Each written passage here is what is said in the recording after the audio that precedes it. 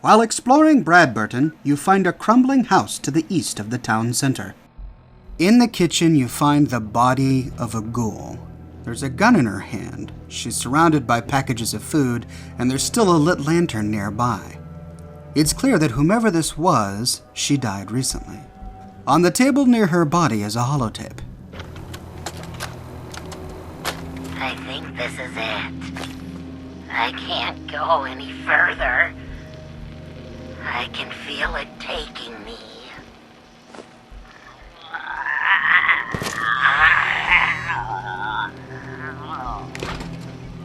No, gotta keep it together a little longer. Oswald, I'm sorry. I've looked everywhere I could think, but there's no cure. What towns and outposts I could find said that we ghouls just go feral eventually, and there's nothing to be done. Maybe it was the misters. Held out. As long as I can. I know this isn't what you'd want, but I can't stand the thought of mindlessly attacking everyone around me. So I've decided to end it on my own terms. I don't know why it hasn't affected you the same, but if you still held it together, I want you to move on. Leave Nuka World. You can still make a life out there. It's not all as bad as we thought. I love you, Oz. Poor Rachel. Another innocent victim of this nuclear wasteland. It looks like she succeeded in committing suicide before she turned into a feral ghoul. There's not much else left to see, but this episode does raise a question. Who is Oz? Well, to discover that, you need to go to the Kitty Kingdom. As soon as you arrive at the Kitty Kingdom, you're blasted by a radiation mist. An ominous voice speaks to you over the park's PA system. Well now, friends, it seems we have another uninvited guest to the park. Up, performers! It's time for another show! You can try to track him down by clearing out the tunnels. This hunt eventually leads you to the Funhouse, probably one of the most twisted scenes in Fallout 4. The voice continues to mock you over the PA system. Welcome, boys and girls, to the Funhouse! And aren't we having fun? First, you have to find your way out of a maze of glass panels. Succeeding that, you have to navigate through a series of twisting tunnels designed to nauseate and bewilder you. All the while, the voice taunts you from above. Listen to the sound of my voice. You're going to die. Every now and then, you'll round a corner and catch a glimpse of what appears to be a figure in a top hat. You then have to find your way out of a rotating platform surrounded by a series of doors that automatically close, trapping you inside and mixing you up, getting you confused. From which door did you come? Which is the way out? Each door leads to another scene that's either confusing, terrifying, or just plain silly. If at last you make your way out, you find that the mysterious top hat-wearing stranger has vanished. Sorry, already gone, little raider.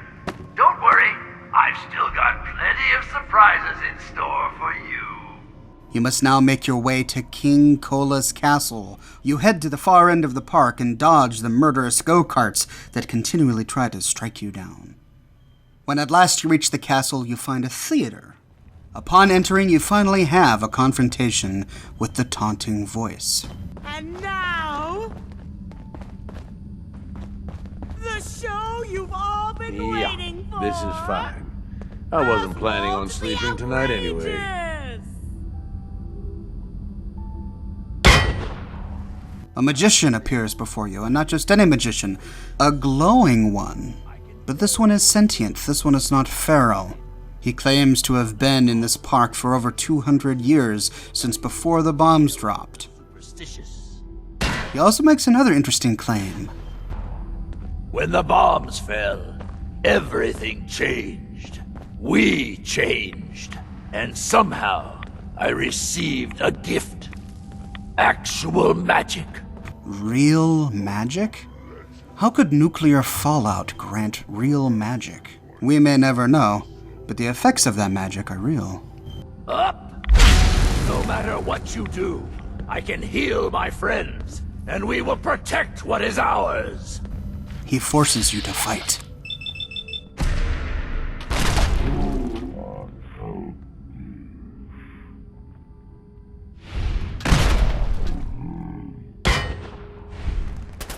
When done, he flees to the top of King Kola's castle. When you follow him up the elevator, instead of immediately attacking you, he finally tries to reason with you. There's no point in arguing anymore. Just leave. Perhaps I would leave, but I made a promise to keep this place safe until my Rachel finds the cure. Wait, did he say Rachel? At last, it makes sense. Oswald. Oz. This Oswald is Rachel's Oz. The corpse is the corpse of Rachel. How many years has it been? The corpse we found was fresh. I'm assuming even ghoul corpses can decompose. But even not over 200 years, the gun would have been taken from her hand. The food arrayed around here would have been eaten. The lantern would have burned out. The corpse we found was recent. This means that Rachel died just a few days ago. All this time, Rachel has been searching for the cure to being a ghoul.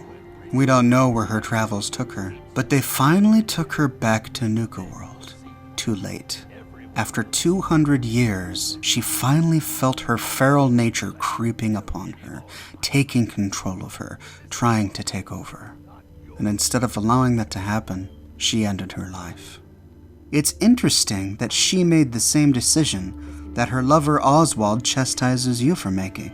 Do you think you're the first outsider I've met that's chosen to brand feral ghouls as monsters? How many of them have you needlessly slaughtered while ignorantly thinking you're doing the world a favor? We kill feral ghouls because we know there's no coming back from becoming feral. It's not because we misunderstand the ghouls. It's not because we're on some sort of ghoulish genocide. We just realize that once a human becomes a feral ghoul, their minds are rotted. There's no coming back. Rachel knew that, which is why she took her own life. But all this time, Oswald has been hoping for a cure. I bet he's been waiting for Rachel for hundreds of years. It might take hundreds of years for a man to become so deluded that he would think feral ghouls are redeemable, and that they can be cured.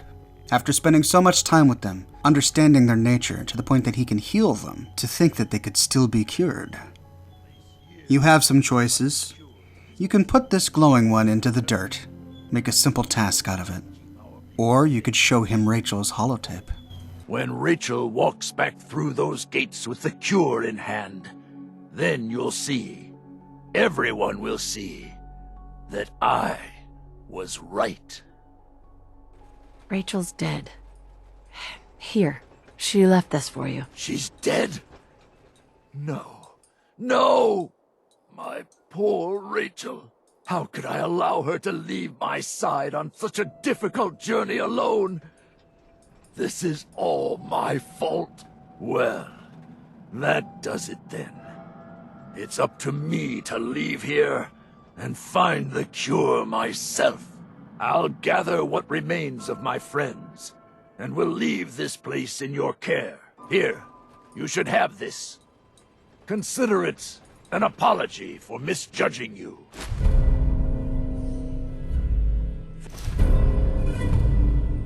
Farewell. And with that, Oswald is gone. The rewards are okay. By not killing him, you actually miss out on looting his jacket, which accepts ballistic weave, by the way. But by letting him live, you grant Rachel her dying wish. She just wanted to tell him she loved him. One last time. You can still make a life out there. It's not all as bad as we thought. I love you, Oz. And to me, that makes it worth it. We can only hope that Oswald finds success and finds a cure to ghoulishness, as doubtful as that might be. Until then, the sole survivor marches on into the wasteland finding more bodies, uncovering more stories, and hopefully giving closure to more lost lovers. If you like this video, please subscribe for more Fallout 4 and Nuka World lore videos. I produce a lot of Fallout 4 and Nuka World content, and I'd love it if you followed my channel. Please leave a comment in the comment section below, and thank you so very much for watching.